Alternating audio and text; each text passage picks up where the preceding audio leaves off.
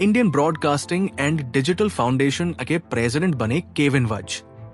देश में television broadcasters और डिजिटल स्ट्रीमिंग प्लेटफॉर्म्स के प्रतिनिधित्व वाले प्रमुख संगठन Indian Broadcasting and Digital foundation (IBDF) की 25वीं वार्षिक आम बैठक AGM 20 दिसंबर को नई दिल्ली में हुई। हाल ही में फाउंडेशन के प्रेसिडेंट के माधवन द्वारा इस्तीफा देने के बाद बैठक की अध्यक्षता इंडिया टीवी के चेयरमैन और IBDF के वाइस प्रेसिडेंट रजत शर्मा ने की।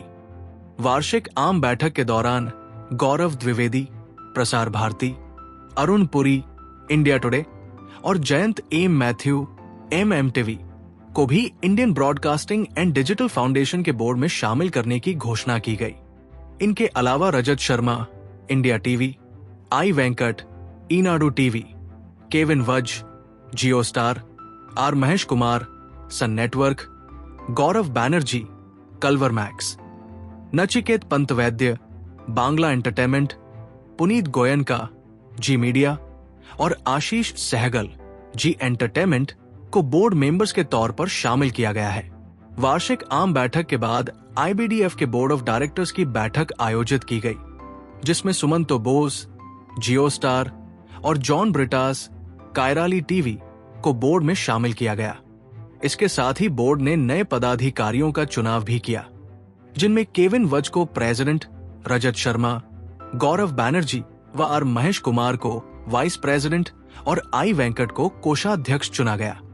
आम बैठक के दौरान सदस्यों को संबोधित करते हुए रजत शर्मा ने IBDF की 25 वर्षों की यात्रा पर प्रकाश डाला और भारतीय प्रसारण क्षेत्र को आकार देने में फाउंडेशन की भूमिका पर जोर दिया।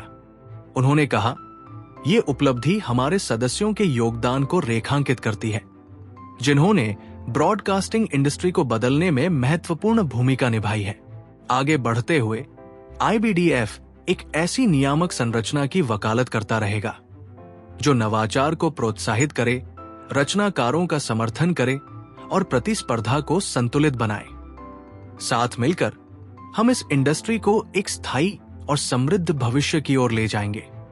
इसके साथ ही उन्होंने निवर्तमान अध्यक्ष श्री के माधवन के प्रति भी आभार व्यक्त किया और उनके दूरदर्शी नेतृत्व की सराहना की, जिसने संगठन को महत्वपूर्ण चुनौतियों से सफलतापूर्वक पार पाने में मदद की।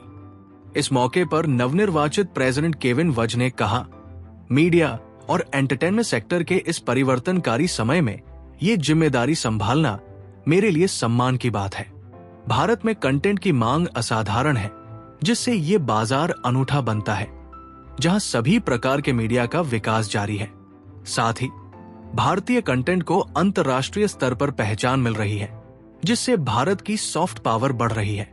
जैसे जैसे हम टेक्नोलॉजी को अपनाकर आगे बढ़ रहे हैं, ये महत्वपूर्ण है कि कंटेंट क्रिएशन को लोकतांत्रिक बनाया जाए, ताकि ये जनसांख्यिकीय या भौगोलिक सीमाओं तक सीमित न रहे। इसके साथ ही उन्होंने ये भी कहा, मीडिया और एंटरटेनमेंट इंडस्ट्री का प्रभाव स्पोर्ट्स जैसे क्षेत्रों तक भी फैला हुआ है, जिससे बड़े पैमाने पर विकास के अवसर बनते हैं। इस वृद्धि को टिकाऊ बनाने के लिए हमें ऐसे व्यापार मॉडल पर विचार करने की आवश्यकता है, जो सभी हितधारकों के लिए मूल्य सृजन को बढ़ावा दे।